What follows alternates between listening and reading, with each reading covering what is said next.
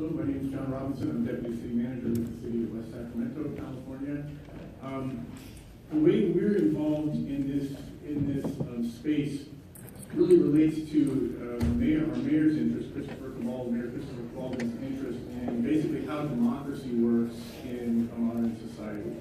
So I would encourage you not to be solicitous, but he has a really excellent presentation on this on YouTube. It's on he did a TEDx presentation, so if you Google Cabaldo TEDx, it'll come up. I think it's Rebooting Democracy, something like that. It's about 15 minutes. But he's done a lot of thinking on this, and as a result, we've done a lot of thinking on this.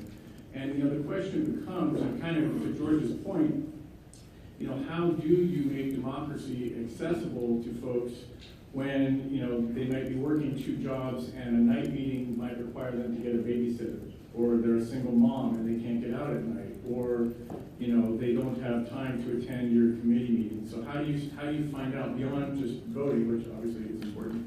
How do you find out what they need and what they want and deliver on that in real time?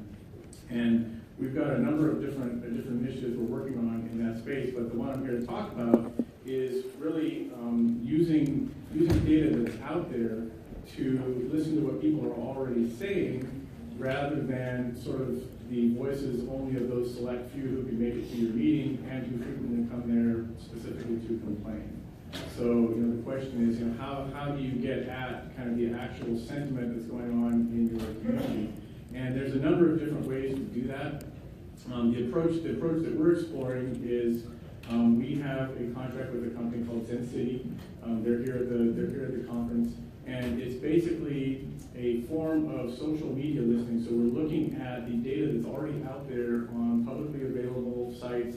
We look at publicly available Twitter posts, publicly available Facebook posts, some limited access into Nextdoor. We look at the comments that are made on our online CRM system, and the platform uses artificial intelligence to basically categorize those posts into categories that make sense to us, like community or infrastructure, and then also uses artificial intelligence again to assign a sentiment value to each one of those posts, so they will be categorized as positive, neutral, or negative, and we can look at that. And then it has a feature built in that lets us see anomalies, so we can see if there's kind of an ambient level of discourse on something, and then something happens, positive or negative, in the community, and we can see the positive, neutral, negative sentiment go up and then back down, and we can monitor that in real time across a number of different relevant categories to us. And it's really interesting. It's this technology is so far beyond where we were. I mean, the analogy that I've used is like it's a little bit like giving a Bic lighter to a chimp. And we've been working on this for like 6 months, and so far, the first couple of months we spent like trying to bang nuts open with the lighter instead of flicking. So we're kind of to the point of now we've been working with these guys for 6 months or so, and we're at the point of beginning to flick, and we're seeing some really interesting things happen. The 3 basic use cases that we found for this are kind of a cognitive headlight, so kind of seeing out into the community and just hearing what they're talking about. So this would be to augment the sensors, if you will, that we already have out there. Like the city council, they're already aware. They have their own network. They have contacts. So it's not as if they're walking blind without this technology. But they don't hear it every day. They don't have contact with every element of the community every single day. So this is a nice kind of ongoing way to listen to what people are talking about, and to augment the other tools that we have. And we do surveys, we do focus groups, we obviously do public meetings, and we're going to continue to do those things. But this tool is a really nice augmentation to that, because it just lets us listen. And it lets us listen, again, not just to the people who can make a meeting, not just to the people who can have the time to write a letter or do all those things, but just listening to using the information that's already out there, listening to what people are already saying. So the first use of it is just to see kind of what's coming, to see what might be upsetting people, and to understand that, and understand what they like and what they don't like, in a way that's broader than just our CRM system or just the meetings and the other tools that we have. The second way we're using this is to help assess the effectiveness of our communication strategies, because this goes beyond the metrics that are built into Twitter and built into Google.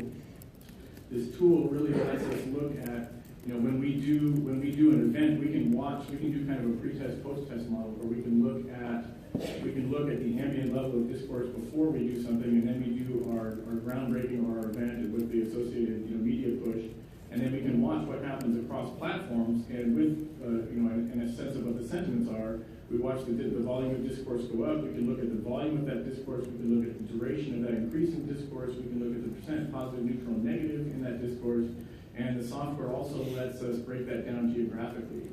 So we can do heat maps of where people are talking about certain things. And that can be really interesting too, because we look at where in the community people might be talking more about homelessness, where they're talking about recycling, where they're talking about sports events.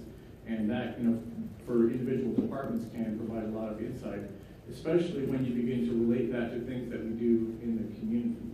So that's kind of the third use case that we found, and that maybe I'm the most excited about, is using this technology to begin to assess the impacts of activities that we've done in the community that previously were hard to measure on an outcome basis. So for example, we do a lot of work around homelessness, and one of the things that we do is, when we find an illegal camp, we go through and help the people there move and hopefully find services that they'll accept them. But then at the end of that, there's usually an enormous amount of debris that's left in that camp, and we will clean that up. Last year, we cleaned up over 2,000 cubic yards of debris through those efforts.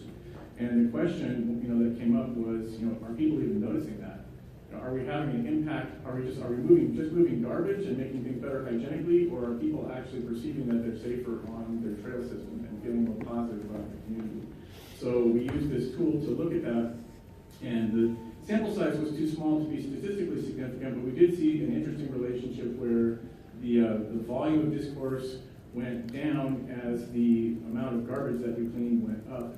So people tended to talk less about homelessness when the issue became less prominent as the garbage got cleaned up, and the percent of positive sentiment went up as the amount of garbage went up, which was also interesting. So we're really excited about the possibility to use this tool going forward to assess similar things out in the community. So we're not just measuring miles of lane striping and outputs like that, but we can really get to the outcome, one of which should be how people feel about what we're doing. So we think that's an exciting use of the technology, and we're excited about being able to use that to listen to folks.